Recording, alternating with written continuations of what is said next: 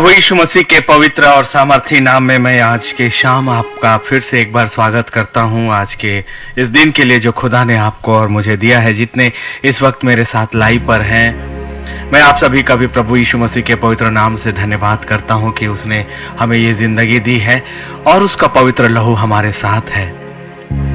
बहुत से कॉल मेरे पास आते हैं जिसमें लोग ये कहते हैं कि ब्रदर जी, पास्टर जी, हमारे जीवन को जीने का हमें मन नहीं करता है।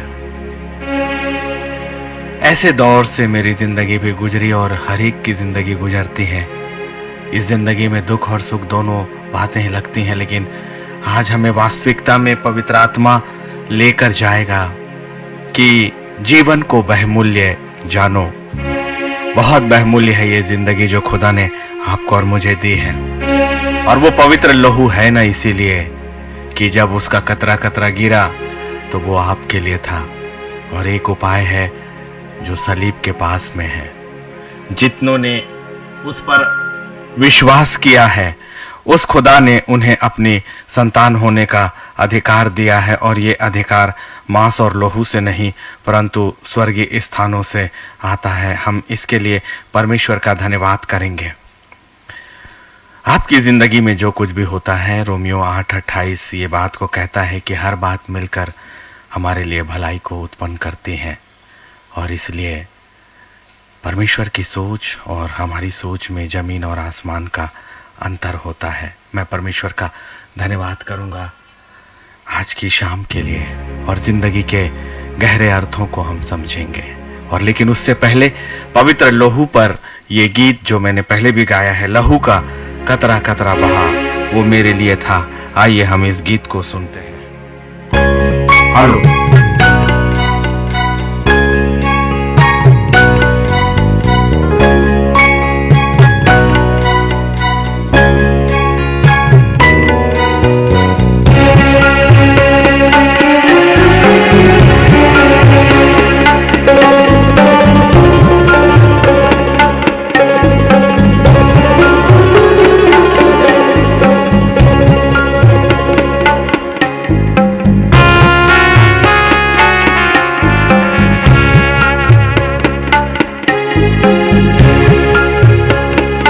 लहू का कतरा कतरा बहा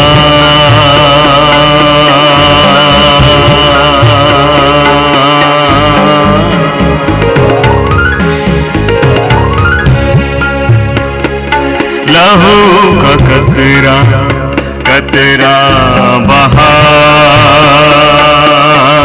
वो मेरे गुनाह का था।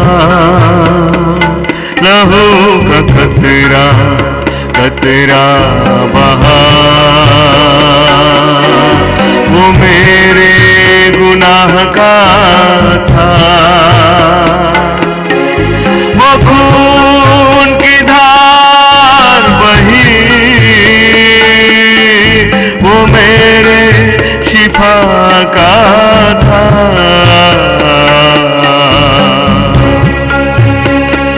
लहू का कतरा कतरा बहा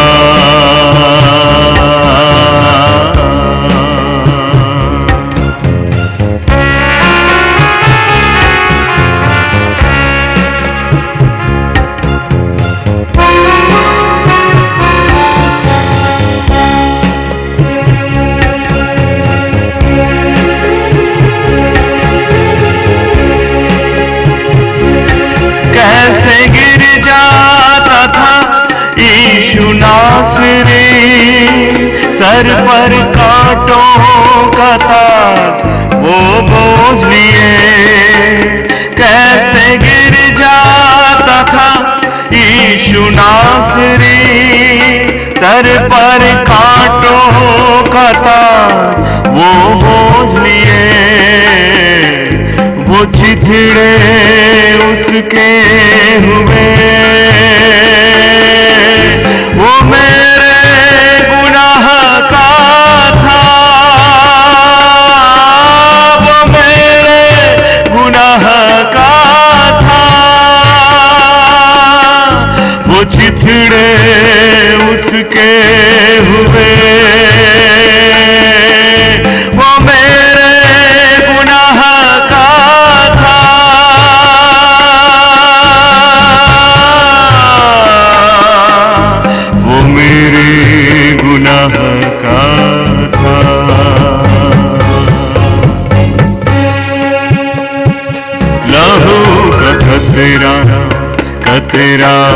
बहा,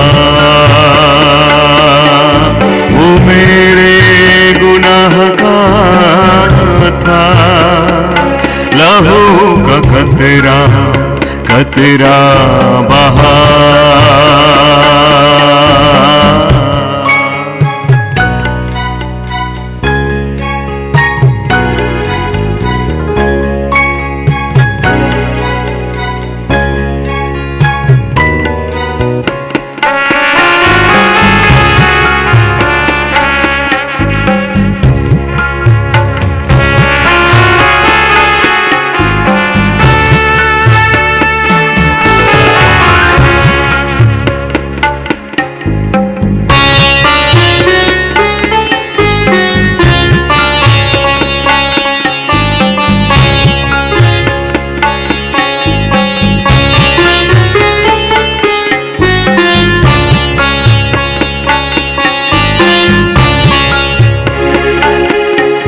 वो कोड़े पीठ पर उसके, वो कोड़े पीठ पर उसके, वो मेरे लिए ही था, वो मेरे लिए ही था। कैसे गिर जाता था यीशु नासरी, सर पर कांटों का ताज वो बोझ लिए। कैसे गिर जाता था यीशु नासरी, सर पर कांटों का ताज वो बोझ लिए। वो छिथड़े उसके हुए, वो मेरे गुनाह का था।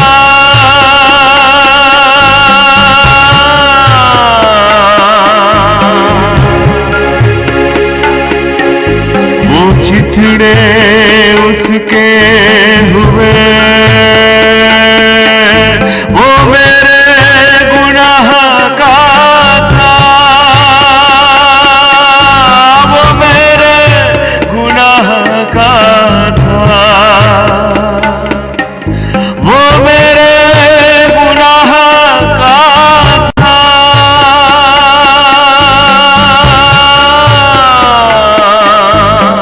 तेरा लहू मेरे लिए बहा, तेरा लहू वो मेरे लिए बहा।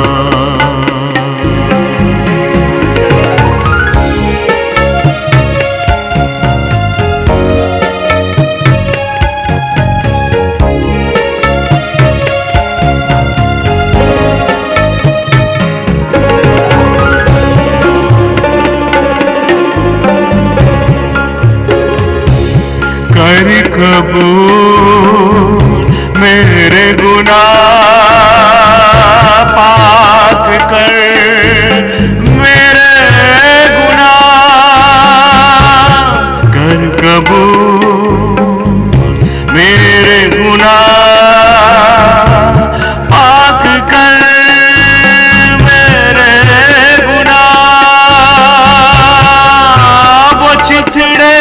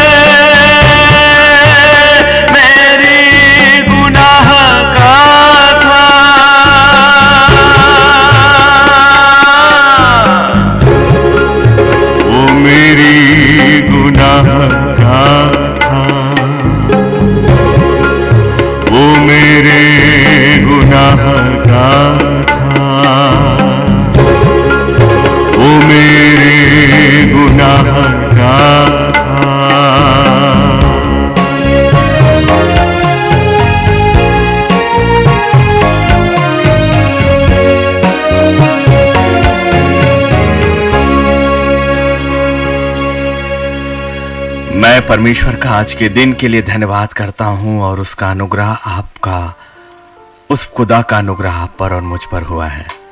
मैंने जैसे शुरुआत में कहा कि बहुत से कॉल मेरे पास आते हैं, बहुत सी बातें मुझ तक आती हैं, क्योंकि एक लंबा समय है कि मैं प्रार्थना के योद्धा के रूप में कार्य करता हूं और कितने लोगों के बीच में हमारी बातें होती है। बहुत से लोग जो मसीही हैं और नहीं भी हैं, जो विश्वासी हैं और नहीं भी हैं, लेकिन सब में एक बात तो कॉमन ये है कि हर मनुष्य की जिंदगी में कोई ना कोई एक तकलीफ है।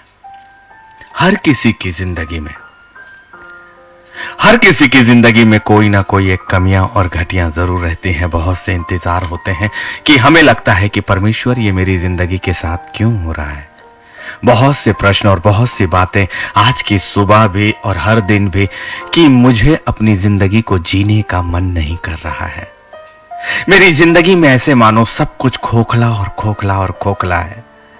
कई लोग रिश्तों की खोज में अपनी जिंदगी को सोचते हैं कि मेरी जिंदगी अधूरी है।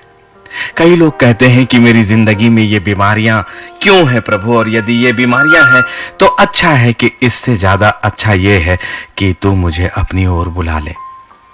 कई अपनी जिंदगी के उन धोखों से परेशान हैं जो उनके पति और पत्नी के द्वारा उनकी जिंदगी में किया जाता है। कई अपने बच्चों के व्यवहार और उनके धोखे से परेशान हैं।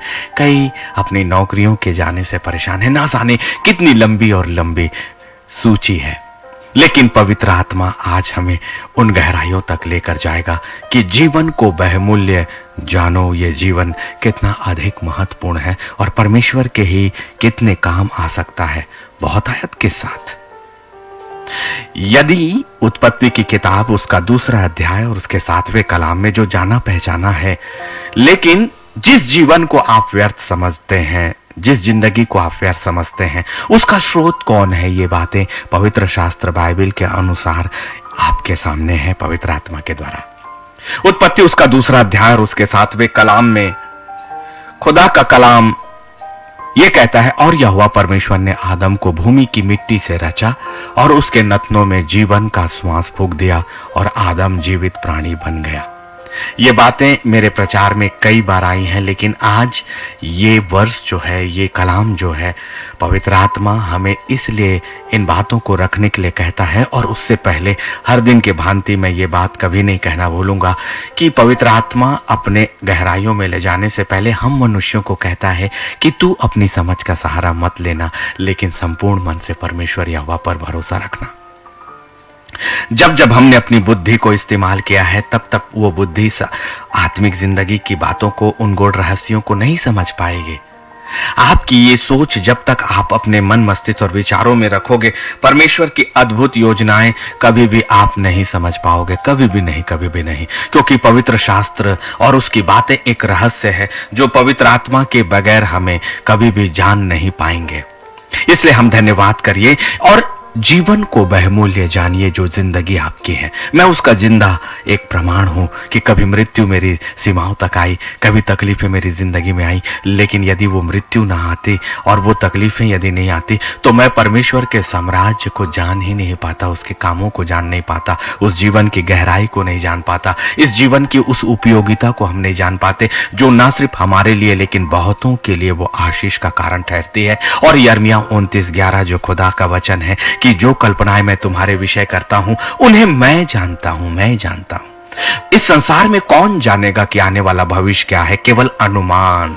और मैथ्स में जब हम लगाते हैं, मैं एक साइंस का प्रोफेसर हूं, तो हम वहां पर प्रोबेबिलिटी, एक प्रायिकता की बात करते हैं कि संभावना ये हो सकती है, लेकिन पवित्र शास्त्र बाइबल संभावनाओं के विषय में नहीं, निश्चितता के विषय में बात करता है। क्योंकि मेरा खुदा संभावनाओं का परमेश्वर नहीं है, परंतु वह हाँ और आमीन का परमेश्वर है। और जो वचन उसके मुख से निकलता है वो कभी भी खाली नहीं जाता। इसलिए वो जीवन की शुरुआत जिसे आप व्यर्थ समझते हैं, किसके द्वारा हुई है? पवित्र शास्त्र बाइबल के अनुसार यहोवा परमेश्वर ने आदम को भूमि की मिट्टी से रचा और उसके नथनों में जीवन का श्वास फूंक दिया। अर्थात ये जिंदगी जो आपको मिली है, जो चलता फिरता कोई तो ऐसा तत्व है जो आपके शरीर को चलायमान रखता है। वरना मिट्टी तो मिट्टी उन लोथों की भी होती है और हमारा शरीर भी तो वैसे ही होता है। फिर जब एक मरी हुई लोथ क्यों नहीं देखती, क्यों नहीं सुनती, क्यों नहीं बोलती, क्यों नहीं हिलती, जबकि वो शरीर तो शरीर ही है ना। वैसी ही उसकी उंगलियां हैं, वैसी ही उसकी आंखें, लेकिन उसकी आंखें क्यों नहीं खुल रही हैं अब? और कब हमने उसे मनुष्य से एक लाश में एक परिवर्तित नाम दे दिया कि ये डेड बॉडी है, ये डेड बॉडी है, ये डेड बॉडी है, ये मृत शरीर है, मृत शरीर है। फिर शरीर तो वही है जो मिट्टी से रचा गया, लेकिन फिर क्या ऐसा अंतर है कि अब वो एक डेड बॉडी है और हम जिंदा इंसान हैं? सिर्फ दूसरी चीज जो उत्पत्ति 2 और 7 में कहा गया है, तब परमेश्वर ने उसके नथनों में जीवन का श्वास फूंक दिया। अर्थात मनुष्य जो चलता फिरता प्राणी है वो जीवन के सांसों से है, और वो जीवन की सांस अर्थात पवित्र पवित्र पवित्र परमेश्वर की वो आत्मा का भाग और उसकी वो सांसें और उसके वो विचार जिन्होंने आपके जीवन के लिए जीवन की आयु की कल्पना की है, वर्षों की कल्पना करी है, आपकी जिंदगी के हर पलों की कल्पना उसके पास है। और इसलिए आपकी जिंदगी में जो घटा है, जो नहीं मिला, ये इसलिए नहीं कि परमेश्वर का अनुग्रह आप पर नहीं हुआ, इसलिए कि हम परमेश्वर के अनुग्रह के नीचे नहीं आ पाए, हम परमेश्वर की दया को प्राप्त नहीं कर पाए, या हमने अपनी समझ का सहारा लिया और हम लूसीफर के रास्तों पर चले गए। और लूसीफर तो मृत्यु को लेकर आने वाला ही तो वो दूत है, और उसके पास केवल पीड़ा और पीड़ा, और उसकी ईर्ष्या सिर्फ इसलिए है कि आप विशेष प्राणी हो जो परमेश्वर के सामने उस स्वर्ग के स्थानों में जाने वाले हो। इसीलिए वो आपकी जिंदगी को व्यर्थ ठहराता है, वो आपकी जिंदगी को व्यर्थ दिखाता है, वो आपसे बातें करता है ना। वो एक इंसान नहीं है, वो स्वर्गदूत है, बड़ी सामर्थ वाला स्वर्गदूत, और वो मनों में होकर बातें कर सकता है, विचारों में होकर बातें कर सकता है, आपके वातावरण में छद्म बातें दिखा सकता है, गलत लोगों को आपकी जिंदगी के अंदर घुसा सकता है, नाना प्रकार के छल और कपट वो कर सकता है। लेकिन हमारे पास एक ही है जो पवित्र आत्मा, पवित्र आत्मा और पवित्र आत्मा, और उस परमेश्वर की पवित्र आत्मा हमें सारे भेदों को खोलती है। और वही तो कहता है कि पहले उसके राज्य और धन की खोज करो तो सब वस्तुएं तुम्हें मिल जाएंगी। आपका जीवन का श्रोता वो परमेश्वर है, और परमेश्वर कभी व्यर्थ नहीं हो सकता, परमेश्वर की कल्पनाएं कभी व्यर्थ नहीं हो सकती, और परमेश्वर के विचार कभी गलत नहीं हो सकते, क्योंकि यिर्मयाह 29:11 में उसके विचार हमारे लिए हानि की नहीं परंतु लाभ ही के हैं। और जो वचन उसके मुख से निकला है वो कभी भी खाली नहीं जाता। इसलिए कोई ऐसा है जो आपके विचारों में होकर आपकी जिंदगी को व्यर्थ ठहरा रहा है, व्यर्थ कर रहा है, क्योंकि वचन के अनुसार आपकी और मेरी उत्पत्ति परमेश्वर ने किया अद्भुत तरीके से। और 139 भजन संहिता कहता है कि मैं क्या ही अद्भुत तरीके से रचा गया। और जब हम माता की कोख में रचाए जा रहे थे, हमारे भ्रूण से जब हमारे अंदर जीवन आया, धड़कनें आई, हड्डियां बनी, उनमें मांस और पेशियां बनी, और उसमें नसें आई और फिर त्वचा आई, सब कुछ आपके परमेश्वर जो सृष्टि करता है उसके सामने था। और जैसे उसने पृथ्वी की रचना की और उसके बाद कहा कि सब कुछ अच्छा है, वैसे ही जब आपकी माता के गर्भ में उसने अपने समय में आपको रचा, तब वो परमेश्वर आपको देखकर मुस्कुरा कर कहता है कि मेरी सृष्टि जिसे मैंने अपने स्वरूप और समानता में बनाया है बहुत अच्छा है, बहुत अच्छा है।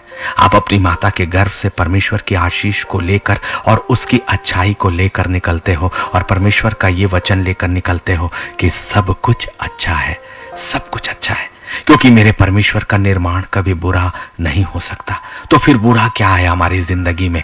वही जिसने हमें इस बात को, असत्य बातों को हम तक रखा कि तुम्हारी जिंदगी व्यर्थ है।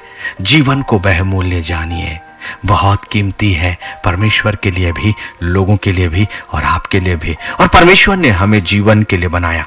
बहुत से लोग हैं जो अपनी जुबान से ये कहते हैं कि मेरी जिंदगी में कुछ भी अच्छा नहीं हो रहा, मैं जो भी करूं वो अच्छा नहीं होता है, या आप कहते हैं कोई इससे अच्छा है कि मैं अपनी जिंदगी को समाप्त कर लूं। लेकिन जीवन को बहुमूल्य जानिए, क्योंकि नीति वचन 18 और उसका 21वां कलाम देखिए, क्या है वो ताकत। आप भूल गए ना कि परमेश्वर ने आपको अपने स्वरूप और समानता में बनाया। आप भूल गए कि परमेश्वर ने अदन की वाटिका में मनुष्य अर्थात आपको अधिकार दिया। आप भूल गए कि परमेश्वर ने आपको फूलने और फलने को कहा है। आप ये भूल गए कि परमेश्वर ने आपको इस पृथ्वी पर अधिकार रखने के लिए कहा है और उसने कहा सो कहा। और जब वो परमेश्वर कहता है और जो कहता है वही होता है, तो आप भी जो कुछ भी इस पृथ्वी पर बांधते हो वो स्वर्ग में बनता है। जो कुछ तुम आप इस पृथ्वी पर खोलते हो वो स्वर्ग पर खोलता है। और परमेश्वर ने हमें हमारी जीभ पर अधिकार दिया है। ये मैं नहीं, नीति वचन 18 और उसका 21 में पवित्र आत्मा आज शाम मुझे लेकर गया, जब उसने मुझे जीवन के रहस्यों के विषय में और जीवन की बहुमूल्यता के विषय में बताया। तब मैं अपने उन बीते दिनों की ओर जाने लगा जब मृत्यु की सैया पे मैं पड़ा था। और आज 2022 में 20 और 22 वर्षों के बाद परमेश्वर की उस जीवन को मैं देखता हूँ, जीवन की सांसों को मैं देखता हूँ, अपने स्वरूप को देखता हूँ, अपने कामों को देखता हूँ। सब अच्छा है, बहुत अच्छा है। और यदि तकलीफ का दौर भी है तो वो भी अच्छा होगा, क्योंकि परमेश्वर हर बातों में हमारी जिंदगी को संभालने वाला और अच्छा करने वाला ही तो परमेश्वर है। ये निराशा हमारे लिए इसलिए नहीं कि प्रभु में हमारे पास एक बड़ी आशा है, ना सिर्फ इस संसार की परंतु अनंत काल के जीवन की बातें हमारे लिए है। अनंत काल की स्थायी जीवन, स्थायी संपत्ति, स्थायी आनंद की बातें।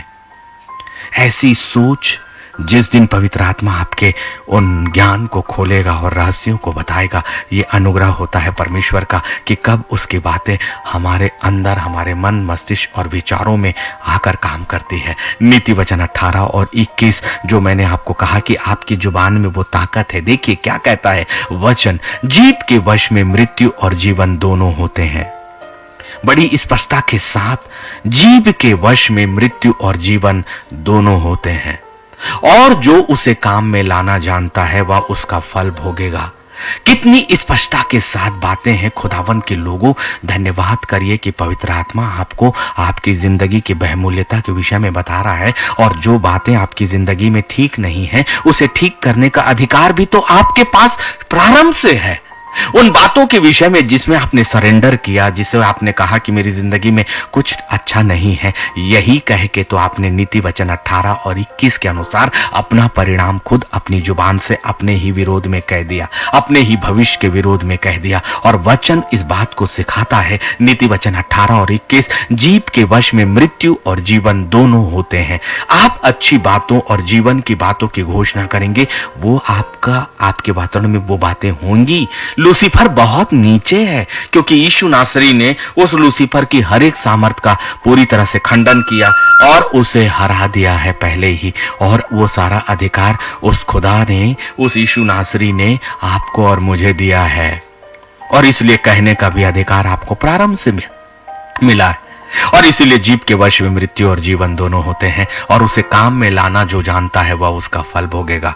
इसलिए आज पवित्र आत्मा कहता है कि जो मृत्यु और जीवन है तो उसे काम में लाने के लिए पवित्र आत्मा ये कहता है कि जीवन की बातों को अपनी जुबान से कहो, अच्छे भविष्य की बातों को यीशु मसीह के नाम से अपनी जुबान से कहो, बीमारियों को अपने शरीर से जाने का अधिकार कहो, उस अधिकार से जो यीशु मसीह में आपको और मुझे है। उन परिस्थितियों को बदलने का अधिकार इस्तेमाल करो, अपनी जुबान को इस्तेमाल करो, जो नीति वचन 18 और 21 के माध्यम से आपको और मुझे मिला है, जो उसे काम में लाना जानता है। ये चीजें तो आपके पास पहले ही थी। प्रभु का वो जीभ जो उसने दिया, और इस जीभ पर वो कहने का अधिकार जो उसका अपना था, ये अधिकार उसने उन स्वर्गदूतों को भी नहीं दिया जब पवित्र परमेश्वर का सिंहासन के साथ वो स्वर्गीय प्राणी रचे गए थे। इस संसार में और किसी को अधिकार नहीं, केवल मनुष्य जो उसके स्वरूप और समानता में है। इसलिए हम धन्य है, क्योंकि हमारा परमेश्वर और सृष्टिकर्ता हमें जीवन देने वाला धन्य है। इसलिए जीवन को बहुमूल्य जानो,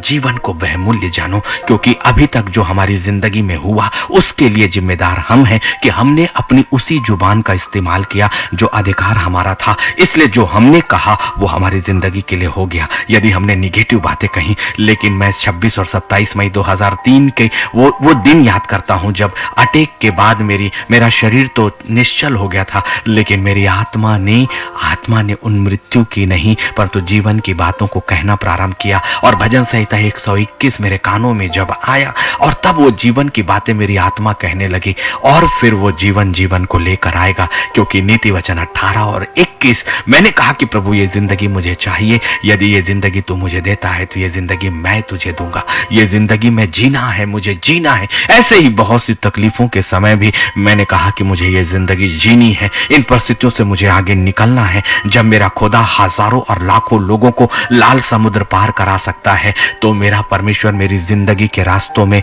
एक इंसान, एक आत्मा को लेकर नहीं चल सकता क्या? मेरे परमेश्वर के हाथ, जो धर्म के हाथ हैं, इतने छोटे नहीं हो गए कि वो मेरी जिंदगी को संभालना नहीं जान सकते? हजारों और करोड़ों स्वर्गदूतों की पलटन पिता अपनी एक आत्मा, अपनी एक संतानों के लिए भेज सकता है।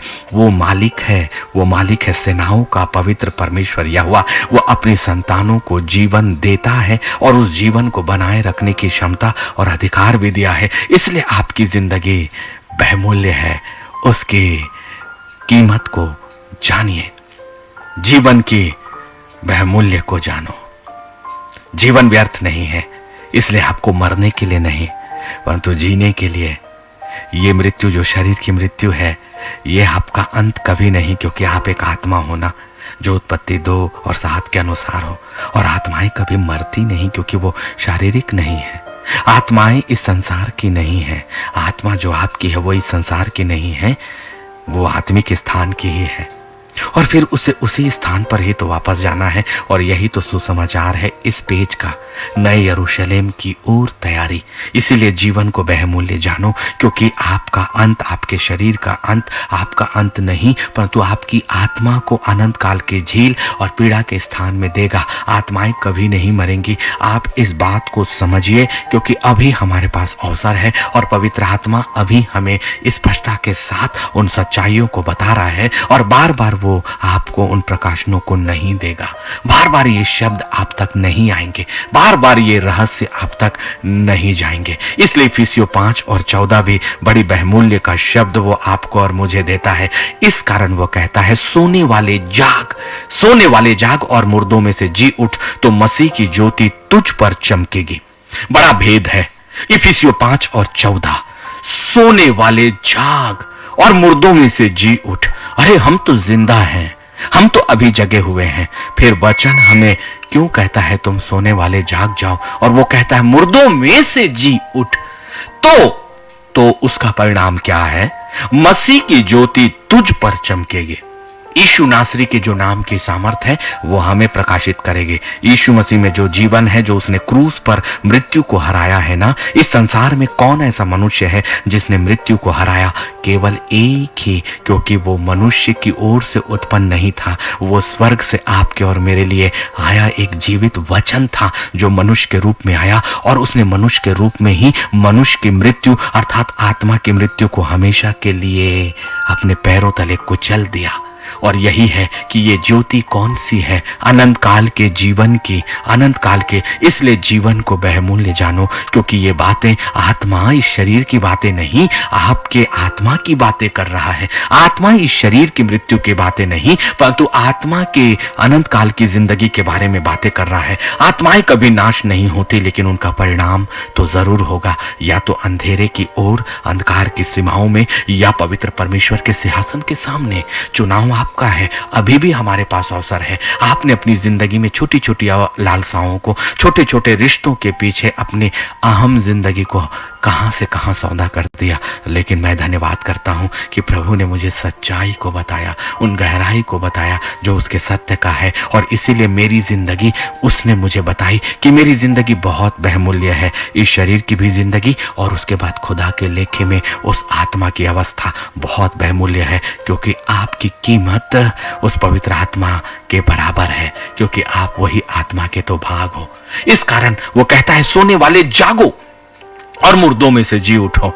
और इसीलिए अब हमें जागना है, अपने शरीर में नहीं परंतु आत्मा में। हमारी आत्मा को जगाना है। हमारी आत्माओं को बाकी सारे लोग एक मुर्दों के समान वो चलते फिरते शरीर में सुंदर वस्त्रों से और अच्छे अच्छे गाड़ियों और अच्छे अच्छे भवनों में, अच्छे अच्छे स्थानों में रहने वाले लोग हो सकते हैं, लेकिन उनका शरीर मिट्टी है और मिट्टी ज्यों का त्यों मिट्टी में समा जाएगा। लेकिन हमें आज इस शरीर के साथ कुछ मिले या ना मिले, लेकिन वो कहता है जागो, उन मुर्दा शरीरों में से नहीं परंतु मुर्दों में से एक जिंदा हुआ और नए यरूशलेम तक गया। और इसीलिए वो कहता है तुम भी मुर्दों में से जागो ताकि मसीह की ज्योति तुम में चमके। और ये मसीह की ज्योति क्या है? अनंत काल की जिंदगी। अनंत काल की जिंदगी ये वादा है खुदा का इफिसियों 5 और 14 में। यदि इस प्रकाशन के बाद भी हमने अपनी बुद्धि और अपने ज्ञान और अपने जीवन की बहुमूल्यता को नहीं समझा तो फिर क्या लाभ है? क्या लाभ है? अपनी जिंदगी को बहुमूल्य जानो, अपनी जिंदगी को बहुमूल्य जानो। इफिसियों 5 और 15 कहता है इसलिए ध्यान से देखो कि कैसी चाल चलते हो, निर्बुद्धियों की नाई परंतु बुद्धिमानों की नाई चलो। और निर्बुद्धि वो है जो केवल इस संसार की जिंदगी को अपनी जिंदगी मानते हैं। निर्बुद्धि वो है जो इस संसार की आवश्यकताओं की पूर्ति को ही अपने जीवन का उद्देश्य मानते हैं। निर्बुद्धि वो है जो फालतू के रिश्तों के पीछे अपने अहम जिंदगी अनंत काल की जिंदगी का सौदा करते हैं। निर्बुद्धि वो है जो संसार की लालसाओं का पाना ही अपने जीवन की उपलब्धि समझते हैं। क्योंकि निर्बुद्धि वो है जिसके पास बुद्धि नहीं, और बुद्धि का मूल तो पवित्र आत्मा है। इसके मतलब ये हुआ कि जो निर्बुद्धि है उसके पास पवित्र आत्मा नहीं, इसलिए उसकी चाल तो उस आत्मा के अनुसार होगी जो अंधेरे का सरदार है, अर्थात वो पुराना सांप अर्थात लूसीफर। लेकिन बुद्धिमानों की नाई चलो। और बुद्धिमानों की नाई कौन चलता है? क्योंकि बुद्धि का स्रोत कौन है? पवित्र आत्मा। इसलिए पवित्र आत्मा के नाई, पवित्र आत्मा की आगाही में, पवित्र आत्मा के प्रकाशन में, उसके सत्य में होकर चलो। इसीलिए तो परमेश्वर का वचन कहता है कि जब सत्य का आत्मा आएगा तो तुम्हें सत्य की बातें बतलाएगा और तुम स्वतंत्र हो जाओगे। कौन सी बातों से स्वतंत्रता? उन झूठी और असत्य बातों से जिस बातों के द्वारा हमने इस संसार की जिंदगी, इस शरीर की जिंदगी को हमने अपनी जिंदगी मान के रखा है, जो नाश होने वाली है और जो मिट्टी है, मिट्टी के साथ मिल जाने वाली है। लेकिन इस शरीर के अंदर जो आत्मा है वो परमेश्वर उन आत्माओं को देख रहा है बड़े प्रेम से कि उनकी संतानें कब उस उद्देश्य को पूरा करेंगी और महान परमेश्वर के महान साम्राज्य में अनंत काल के लिए वो प्रवेश करेंगे। क्या ये सौदा आपको मंजूर नहीं है? मंजूर करिए ना। अपने जीवन के बहुमूल्य जानिए ना कि परमेश्वर की नजरों में आप बहुत बहुमूल्य हो। इस संसार में भले आपकी कीमत हो या ना हो, मेरे खुदा के सिंहासन के सामने आपकी बहुत इज्जत है, बहुत इज्जत। क्योंकि इज्जत इसलिए कि हजारों और करोड़ों स्वर्गदूत आपकी सेवा और आपकी इज्जत करेंगे, क्योंकि वो परमेश्वर का भाग नहीं परंतु आप हो। वो परमेश्वर के वारिस नहीं परंतु आप हो। वो परमेश्वर के अधिकारी नहीं परंतु आप हो। यीशु मसीह ने उन्हें अपनी देह में शामिल नहीं किया परंतु आपको शामिल किया। आत्मा की बातें आत्मिक तरीके से, आत्मिक समझ के बगैर समझी नहीं जाती। जीवन बहुमूल्य और बहुमूल्य बहुमूल्य है, इसलिए कि हमारी कीमत नहीं इस संसार में, क्योंकि हम बहुमूल्य है। हमारी जिंदगी बहुमूल्य है क्योंकि हमारा निर्माण का स्थान बहुमूल्य है, बहुमूल्य है। इसीलिए इफिसियों 5 और 16 अवसर को बहुमूल्य समझो क्योंकि दिन बुरे हैं। अवसर को बहुमूल्य समझो। इसीलिए बहुत से लोग ये कहते हैं और बहुत से लोगों की जिंदगी को मैंने देखा कि जब हम रिटायर हो जाएंगे, जब हमारे बच्चे बड़े हो जाएंगे, जब मेरे सामने ये परिस्थितियां चली जाएंगे, जब वर्तमान मेरी परिस्थितियां ठीक हो जाएंगी, तब मैं परमेश्वर का धन्यवाद करूंगा।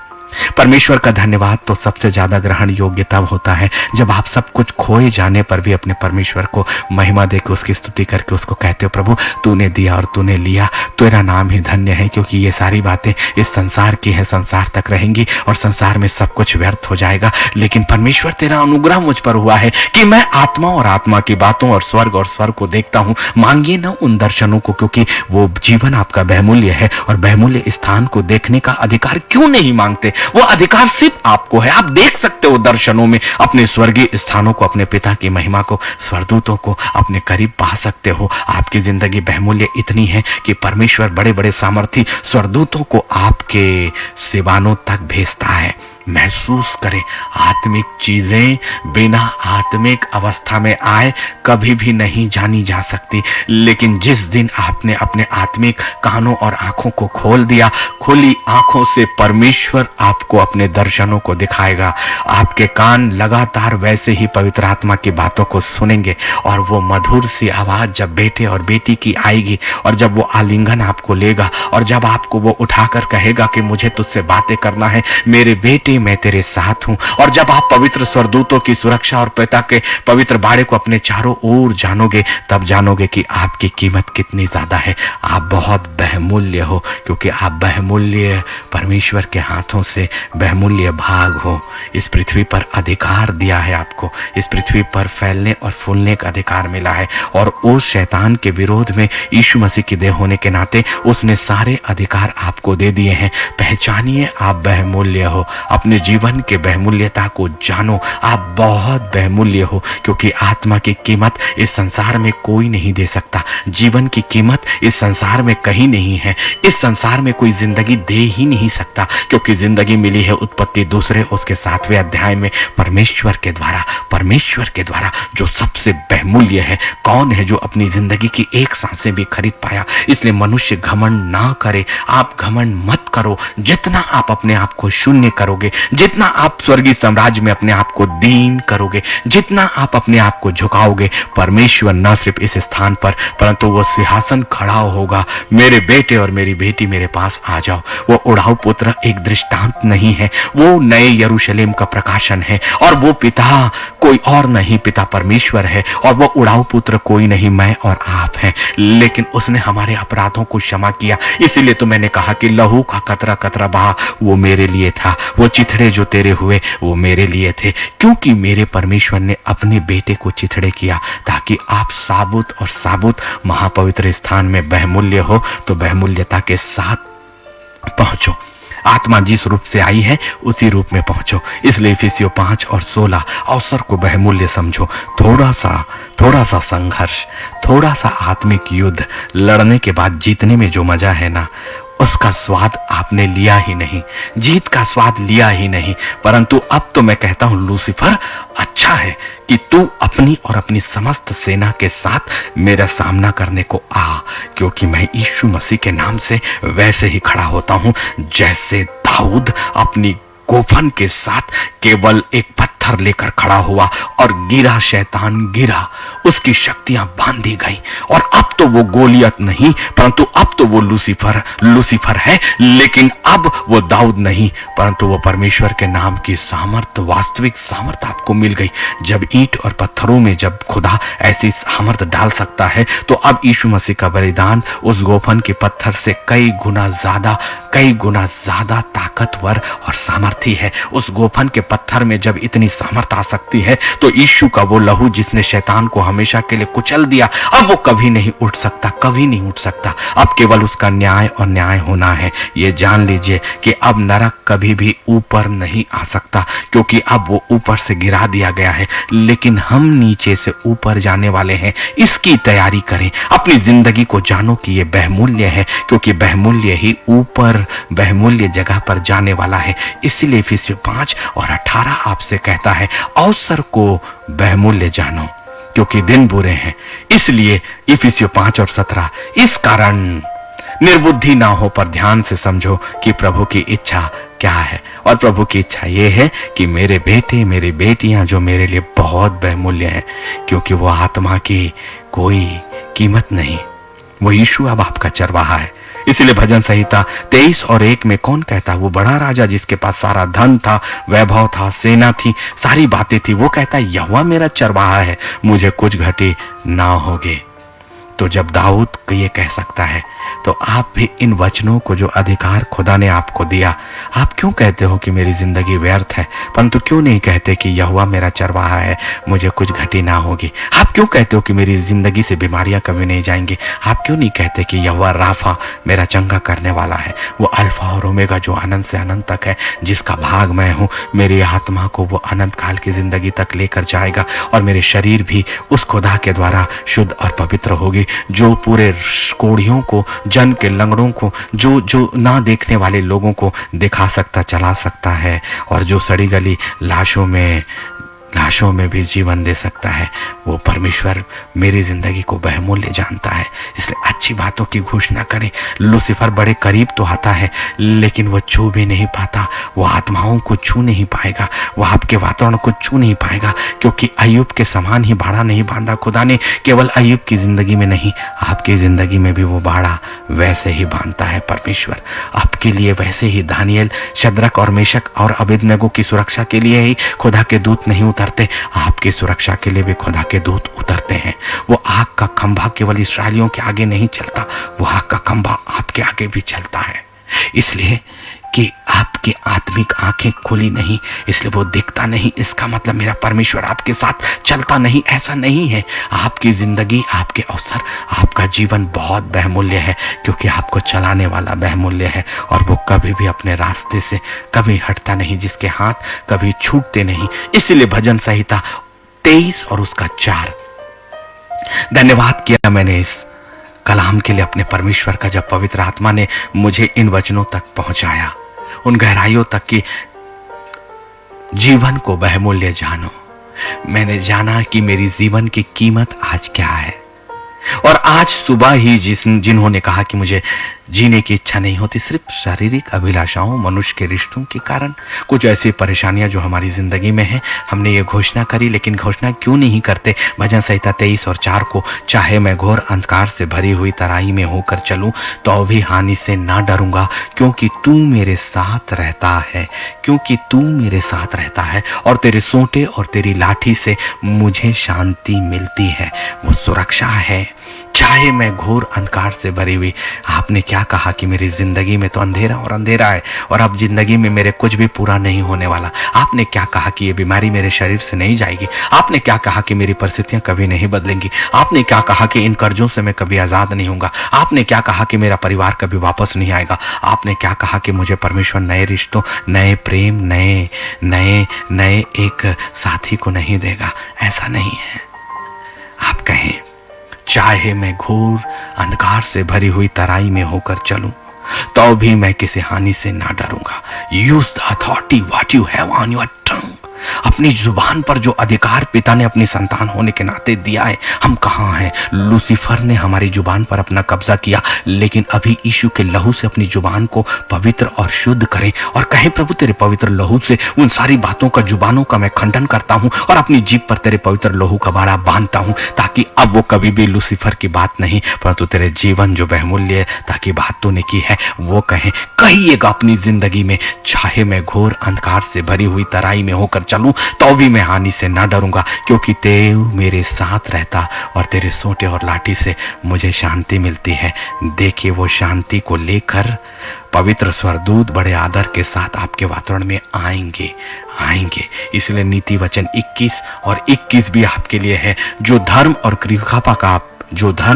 कृपा का पीछा पकड़ता है वह जीवन, धर्म और महिमा भी पाता है। जो यहोवा का बाड़ जोते हैं, यशायाह 40 और उसका 31वां, वे नया बल प्राप्त करते जाएंगे और वे उकाबों की नाई उड़ेंगे।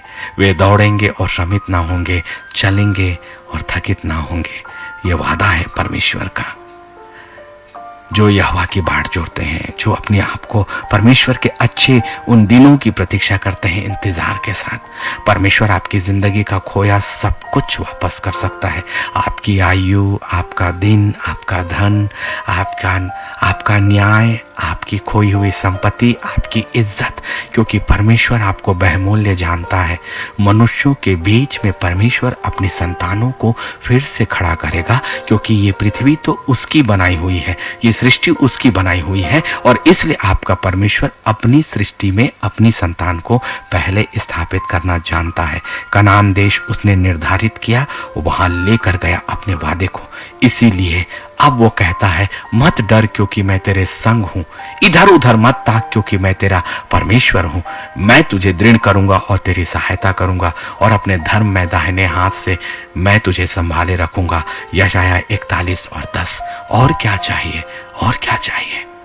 ये वचन परमेश्वर ने अपने महान भविष्यवक्ता के माध्यम से आपके लिए की है 2022 के लिए, आज की तारीख के लिए। मत डर क्योंकि मैं तेरे संग हूं, इधर उधर मत ताक क्योंकि मैं तेरा परमेश्वर हूं। मैं तुझे दृढ़ करूंगा और तेरी सहायता करूंगा, अपने धर्म में दाहिने हाथ से मैं तुझे संभाले रहूंगा। और इसीलिए हमें डरना नहीं है। जीवन को बहुमूल्य जानो, क्योंकि वो जीवन उसके द्वारा है जो खुद बहुमूल्य है, और उसके द्वारा है जो आकाश और पृथ्वी का मालिक है, और उसके द्वारा है जिसने हमें जिंदगी दी है। ऐ महान पिता, जो आपने कह दिया मैंने सेत में आपके अपने लोगों तक कह दिया, इसलिए हमारी जिंदगी बहुत बहुमूल्य है और उसकी कीमत आज हम जान गए पिता। और हमसे लगातार हमारे साथ रहता है प्रभु। चाहे हम घोर अंधकार से भरी हुई तराई में चलेंगे तो भी हम हानि से नहीं डरेंगे, क्योंकि तू हमारे साथ है। तेरे पवित्र डंडे हमें सुरक्षित रखते हैं। और इस संसार में कुछ घट भी जाए, लेकिन एक दिन वो बढ़ेगा और इतना बढ़ेगा प्रभु कि हम उठाए जाएंगे और स्वर्गीय स्थानों में भी प्रवेश करेंगे। हमें तैयारी है उन जगहों की, और हमें तैयारी है तेरे पवित्र आत्मा की और उन आशीषों की। और हमारी जिंदगी में जो कुछ भी हमने खोया है वो सब कुछ हमारी जिंदगी में वापस आने जा रहा है प्रभु। इस बात की हम घोषणा करते हैं, क्योंकि घोषणा हमने नहीं की, हमारे परमेश्वर ने हमसे वाचा बांधा है। हमारे जीवन में सब कुछ वापस आने की भविष्यवाणियां हमसे हमारे उत्पत्ति से हजारों वर्षों पहले आपने कर दी, क्योंकि आप अल्फा और ओमेगा और स्रोत है प्रभु, स्रोत और स्रोत और स्रोत है। इसलिए हम रिसीव करते हैं अपने जीवन में रिकवरी को रिसीव करते हैं, अपने जीवन में खोई हुई हर एक बातों को हम वापस लेते हैं, अपनी जिंदगी में लेते हैं। जो कुछ मनुष्यों ने हमसे छीना हम प्रभु से उसे वापस लेते हैं। जो कुछ हमने हमारी जिंदगी में हमारा घट गया हम प्रभु से उसे बढ़ती में वापस लेते हैं। जो हमारी शरीर के साथ बातें हुई हम उसे फिर से अपने प्रभु से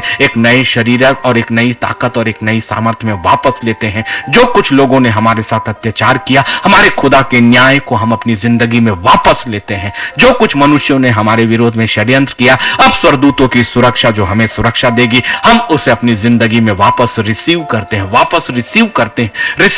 प्रभु। आपके वचनों को हम रिसीव करते हैं, आपके हर एक उन कलामों और उन प्रतिज्ञाओं को हम रिसीव करते हैं, बांधते हैं। हर एक श्राप को हम यीशु मसीह के नाम से खंडित करते हैं, जो हमारी पीढ़ियों से होकर हमारे जीवन या हमारे कार्यों से होकर हमारी पीढ़ियों में जाने वाला है। उन सारे श्रापों का हम खंडन करते, रिसीव करते, क्योंकि ज्योति की संतानें तो ज्योति की ओर ही ताकती और देखती हैं। प्रभु आपका धन्यवाद और धन्यवाद और धन्यवाद करते हैं यीशु मसीह के पवित्र सामर्थ्य नाम में। आमीन, आमीन और आमीन। प्रभु आप सबको बहुत आयत की आशीष दे। कल का दिन ठीक शुक्रवार है और इस सप्ताह के आखिरी हमारी सेशन जो होगा वो ठीक 9:30 बजे जरूर प्रभु के सामने आए एक नए और जीवित कलाम के साथ। प्रभु का धन्यवाद हो। प्रभु हम सबको बहुत आयत की आशीष दे। जय मसीह के।